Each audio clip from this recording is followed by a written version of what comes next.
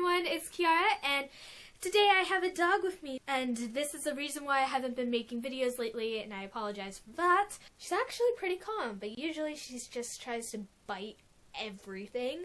This is our new golden retriever puppy, and we named her Ohana, and if you guys don't know what Ohana means, it means family. You should know this because of Lilo and Stitch. And today I'm going to be filming my April wrap-up and my May TBR. I read 10 books during the month of April, but one was a novella and one was a graphic novel, but Goodreads counts them as books, so I'm going to count them as books, and yeah.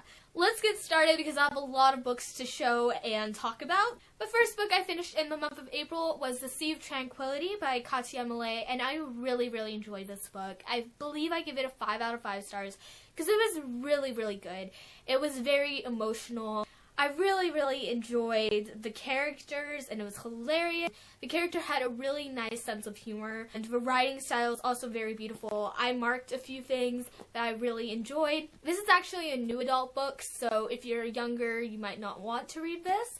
But this is about a girl named Nestia, and she moves to a new town, determined to keep her dark past hidden and hold everyone at a distance until she meets a guy named Josh Bennett. It's basically we uncover Nestia's past, and Josh also finds out more about Nestia and why she decides to block everyone out.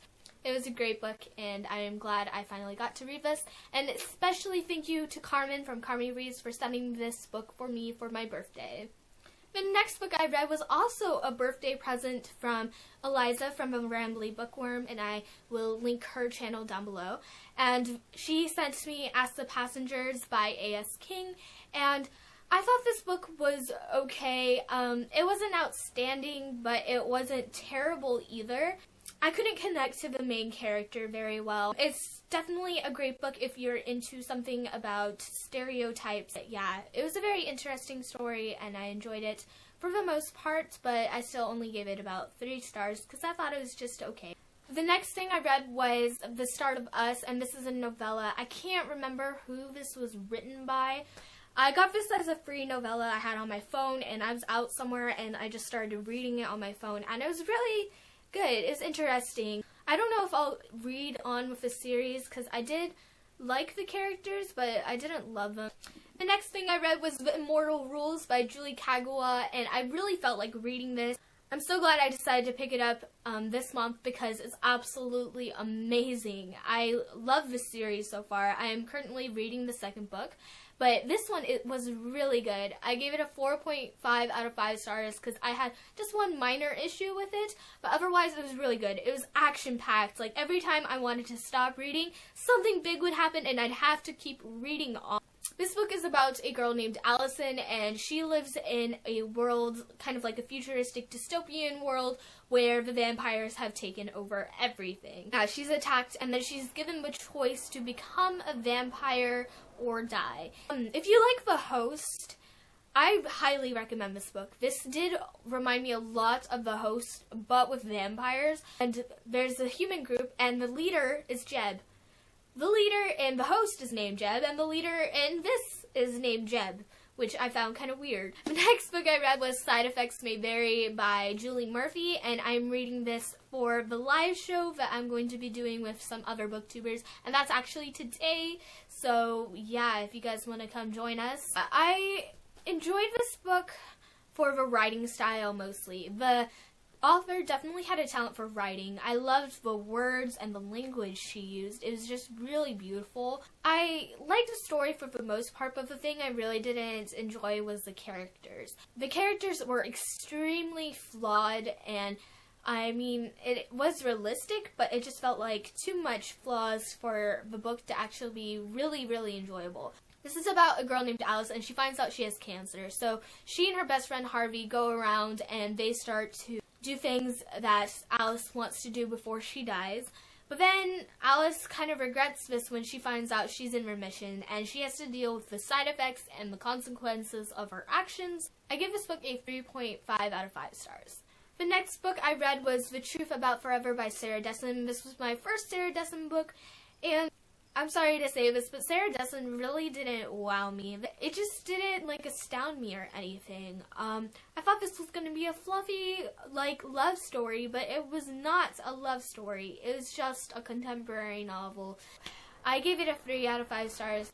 The next thing I read was a Frostbite graphic novel. This is a second graphic novel for the Vampire Academy series, and I wanted to read this because I want to kind of get back into Vampire Academy because I really miss the characters and I really miss Rose and Dimitri's relationship.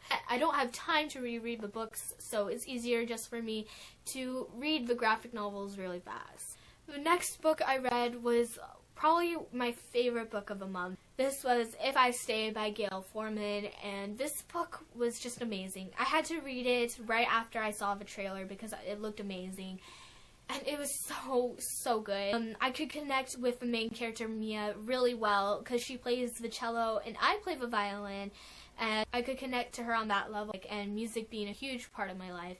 Oh, the feels in this book. At first, I rated this 4 out of 5 stars, but after a week or so, I realized how much this had made an impact, so I raised it up to 5 stars because it was just beautiful. The next book I read was Love Letters to the Dead by Ava DeLaria, and oh my gosh, this book was amazing. If you like Perks of Being a Wallflower, you would love this book. It is written in letter format, but this book was absolutely amazing. It is so quotable. Look at all these sticky tabs. Okay, this is the most I've ever marked up a book with sticky tabs. But it's definitely very, very similar to the Perks of Being a Wallflower, but I actually like this one a little bit more. The next book I read was Where She Went by Gail Forman. This was the last book I read in the month of April, and I really enjoyed it. I love learning where Mia and Adam went in this book.